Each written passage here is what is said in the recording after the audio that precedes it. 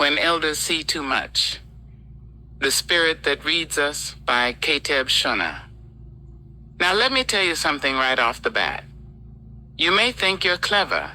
You may think you can slip through life unnoticed, hiding your heart behind a smile, tucking your worries in the back pocket where nobody can reach them. Bless your heart, that may work on your friends, maybe even on your pastor, when he's half distracted with his sweet tea and biscuits, but it ain't gonna work on your mama, your granny, or anybody who's been blessed with the Creator's eyes. Oh no, those folks don't just look at you, they read you. Soul and spirit alike, like an open book left on the porch in the heat of a summer afternoon. And the funny thing, they do it without even trying. One glance, one slow tilt of the head, and they know what's on your plate, both the food and the nonsense you've been hiding in your soul. We laugh about it, right? Mama's got eyes in the back of her head, we say, like it's just a little joke to scare children into obedience, but don't be fooled. There is a sacred, almost frightening truth in it. Our elders can feel our storms, our buried secrets, our hidden shame, before we even know we're carrying them. It's not magic, it's not superstition. It's the Creator Spirit moving through them, a divine gift of seeing, understanding, and guiding. Take, for example, the folklore about a lady named Bernadette. Now, Bernadette wasn't just some run-of-the-mill singer. Lord, no. They said she carried a voice that could stir the dead, or at least make the living sit up and think twice about their sins. She could sing a song so bone-chillingly beautiful that you'd swear the angels had come down to eavesdrop. The kind of song that sends shivers down your spine and makes your hair stand straight. The kind that makes you half pray, half weep, and completely convinced the universe had stopped spinning just for her voice. And y'all, that's only half the story. Bernadette didn't even need to sing to know you. One glance, one casual tilt of her head while she was wiping a plate or arranging flowers in her window, and she knew exactly what was on your table, the real table. Mind you, not just the dinner table. Your fears, your hidden joys, the unspoken truths you were too proud or too scared to say aloud. She could look you dead in the eye and know whether you'd been kind or cruel, honest or sneaky, full of courage or trembling with doubt. Some folks swore she could even read what kind of breakfast you had that morning and whether you'd prayed over it. Now I know what you're thinking. Keteb, that's just folklore. Nobody can see into my soul like that. Well, sit a spell, child. I've been there. I've felt it. You try hiding your heart from someone who's been blessed to read it. You try explaining it to a friend and they just smile politely like you've gone off your rocker. But let me tell you, it's real. I've seen it, felt it.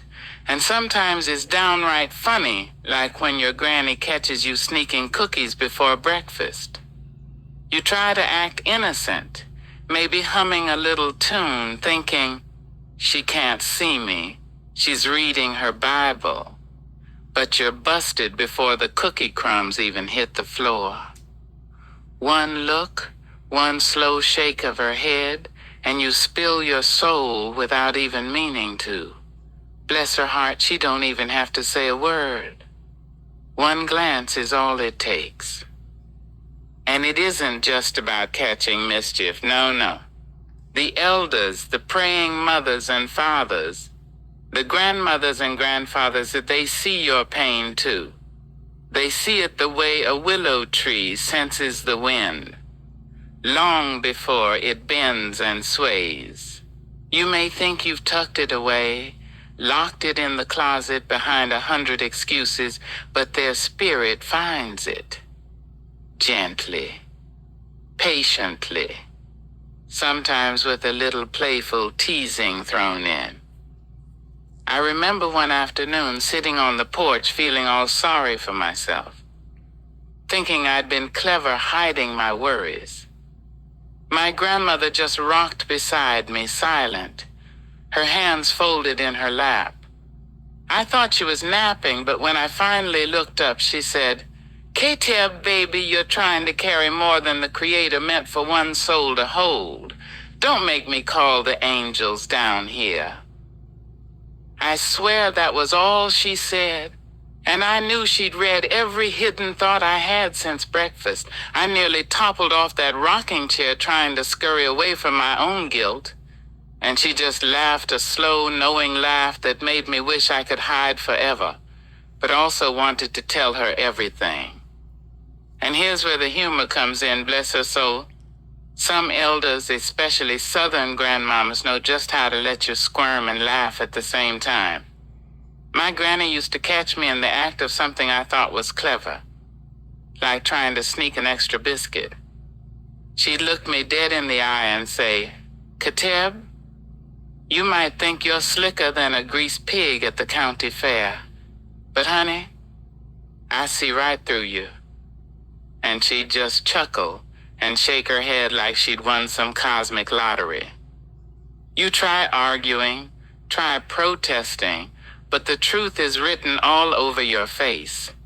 Crumbs on your shirt, a guilty grin you can't hide, and the slow sinking realization that yes, you are seen, completely, spirit and soul alike. Now, Bernadette had her own version of this mischief. There was a tale about her once singing in a church where a man had been cheating at cards. She didn't call him out, mind you. She didn't point fingers. But the way her eyes met his, the tone in her song, made him confess to every little deceit he'd committed, not just at cards, but in his marriage, in his friendships, even the tiny acts of cruelty he thought nobody noticed. People said her music was like wind through a canyon, unstoppable, undeniable, carrying truth in every note. You see, this is the spiritual power of seeing and singing. It doesn't condemn, it illuminates. It shows you what you are, what you hide, what you can become if you're brave enough to face it. And oh, the funny little moments. You ever notice how an elder can see you in your fanciest lie and just let you have it with a sideways glance? I remember once trying to impress my cousin with a story I'd exaggerated to make myself look heroic. Granny just raised an eyebrow, one slow pointed arch, and said, "K-Teb, sugar. You'd make a mighty fine novelist, but maybe not today." I nearly fell out of my chair laughing.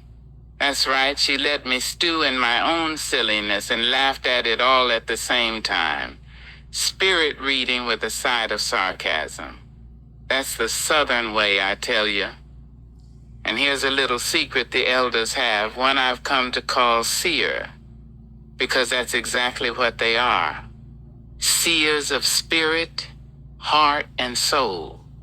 As see beyond the surface, they notice what's hidden behind smiles, words, and clever excuses. Embrace your truth. They accept what they find, guiding us without judgment, reminding us we are loved. Encourage your growth. With laughter, song, or gentle admonishment, they push us to face what we hide. Or reflect the Creator's love through their eyes, spirit, and wisdom. They show us the divine presence watching over us. And honey, the next time your grandmother raises an eyebrow, or Bernadette sings a song that shakes your bones, remember, Sia. That's what they are doing. Seeing, embracing, encouraging, reflecting, and all of it guided straight from the Creator's heart. The gift of elders reading our spirit isn't just for discipline or amusement. It's a bridge back to what matters, a tether when we start drifting too far from ourselves or the ones who love us. It's a gentle but sometimes bone-jarring reminder that we are not alone, that our secrets are seen, our pain is known, and our joy is celebrated, even when we try to hide it from the world. That's what Bernadette's story teaches us, and what every grandmother and grandfather, mother and father, quietly living among us, practices each day. Even the smallest gestures carry it, a call at the exact moment your heart is heavy, a hand resting on your shoulder, a slow shake of the head at something you tried to get away with, all reminders that we are known. And sometimes, yes, sometimes it comes with laughter, embarrassment, and the occasional goosebump. But it is love. Spirit-guided, creator-infused love, flowing through someone who sees you in ways you never thought possible. And if we're lucky, Lord, if we're lucky, we'll carry a piece of that gift ourselves someday, to our children, to our grandchildren, to see them truly, read them with spirit, and guide them back when they stray, to laugh with them, shake our heads at their antics, and still hold them in the embrace of love that never lets go. That's the legacy of elders. That's the gift of the Spirit. That's what Bernadette and all the praying grandmamas, grandpas, and mothers remind us every day.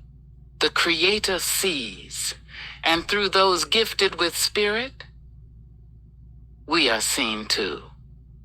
So next time you think you can hide your heart, remember Bernadette, remember your elders, remember that sly, knowing glance, the songs that pierce your soul, the laughter that makes you squirm, and the love that never abandons you. Spirit reads, Spirit sings, Spirit guides, and honey, that's a truth you can't escape, no matter how clever you think you are.